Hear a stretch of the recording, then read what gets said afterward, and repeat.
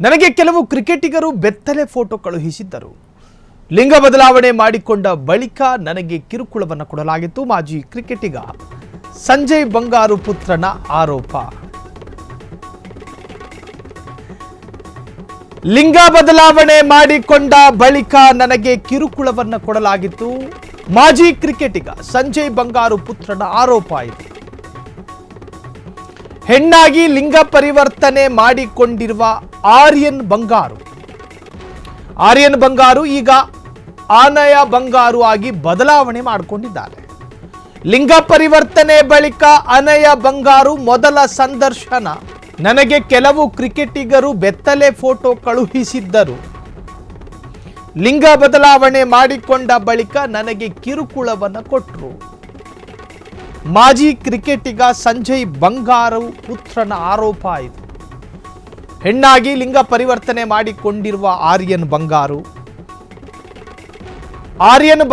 ಈಗ ಅನಯ ಬಂಗಾರು ಆಗಿ ಬದಲಾವಣೆಯಾಗಿದ್ದಾರೆ. ಹೆಣ್ಣಾಗಿ ಲಿಂಗ ಪರಿವರ್ತನೆ ಮಾಡಿಕೊಂಡಿರುವಂತಹ ಆರ್ಯನ್ ಬಂಗಾರು ಈಗ ಅನಯ ಬಂಗಾರು ಆಗಿ ಬದಲಾವಣೆಯಾಗಿದ್ದಾರೆ. ಲಿಂಗ ಪರಿವರ್ತನೆಯ ಬಳಿಕ ಅನಯ ಬಂಗಾರು ಮೊದಲ ಸಂದರ್ಶನ.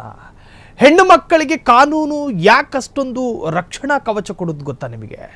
ಹಿಸ್ಟರಿಯನ್ನು ಗಮನಿಸುವಾಗ ಇತಿಹಾಸದಲ್ಲಿ ಹೆಣ್ಣಿನ ಮೇಲೆ ದೌರ್ಜನ್ಯ ಆಗಿದೆ ಹೆಚ್ಚು. ಕೆಲವು ಕ್ರಿಕೆಟಿಗರು ನನಗೆ ಅವರ ಬೆತ್ತಲೆ ಫೋಟೋವನ್ನು ಕಳುಹಿಸ್ತಾ ಇದ್ರು.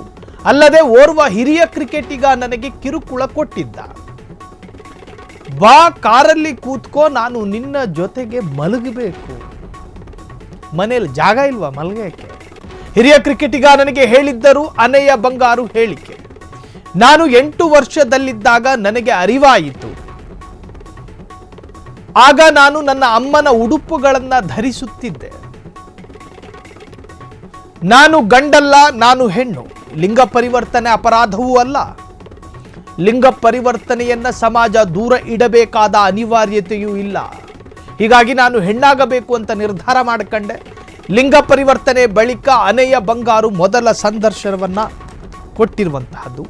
ಈಗ ಬ್ರಿಟನ್ನಲ್ಲಿ ನೆಲೆಸಿರುವಂತಹ ಅನಯ ಬಂಗಾರು ಕೆಲವು ಕ್ರಿಕೆಟಿಗರು ನನಗೆ ಅವರ ಬೆತ್ತಲೆ ಫೋಟೋಗಳನ್ನು ಕಳುಹಿಸಿಕೊಟ್ಟಿದ್ರು. ಅವರಿಗೆ ಅವರದೇ ಆದಂತಹ ಸ್ವಾತಂತ್ರ್ಯಗಳಿದಾವ್ರಿ. ಒಂದು ಮಗು ಜನ್ಮ ತಾಳಿದ ನಂತರ ಆತನ ವಯಸ್ಸು ಏರ್ತಾ ಇದ್ದ ಹಾಗೆ ಆತನ ದೇಹದಲ್ಲಿ ಒಂದಷ್ಟು ಪರಿವರ್ತನೆಗಳಾಗುತ್ತೆ. ಆತನ ಧ್ವನಿಯಲ್ಲಿ ಮಾರ್ಪಾಡು, ಆತನ ಎದೆಯ ಭಾಗದಲ್ಲಿ ಬದಲಾವಣೆ, ಹೀಗೆ ಕೆಲ ಲಕ್ಷಣಗಳನ್ನು ಅವರೇ ಕಂಡುಕೊಳ್ತಾರೆ. ಆಗ ಅವರ ಮನಸ್ಸು ಅವರಂತೆ ಇರುವಂತಹ ವ್ಯಕ್ತಿಗಳೊಂದಿಗೆ ಓಡಾಡಬೇಕು, ಅವ್ರ ಜೊತೆ ಇರಬೇಕು, ಅವ್ರ ಜೊತೆ ಬೆರಿಬೇಕು. ಅಪ್ಪ ಅಮ್ಮ ಅಣ್ಣ ತಮ್ಮ ತಂಗಿ ಯಾವ ಸೆಂಟಿಮೆಂಟ್ಗಳು ಅದಕ್ಕೆ ತಡೆ ಒಡ್ಡೋದಿಲ್ಲ.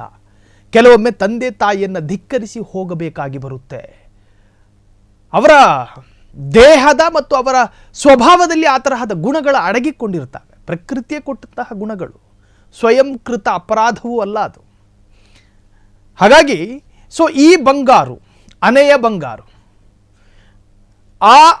ಆತನಿಗೆ ಅಥವಾ ಆ ವ್ಯಕ್ತಿಗೆ ಆದಂತಹ ಲೈಂಗಿಕ ಕಿರುಕುಳದ ಬಗ್ಗೆ ಸ್ಟಾರ್ ಕ್ರಿಕೆಟಿಗ ಒಬ್ಬ ಬೆತ್ತಲೆ ಫೋಟೋ ಕಳಿಸು ಅಂತ ಹೇಳ್ತಾನಂತೆ.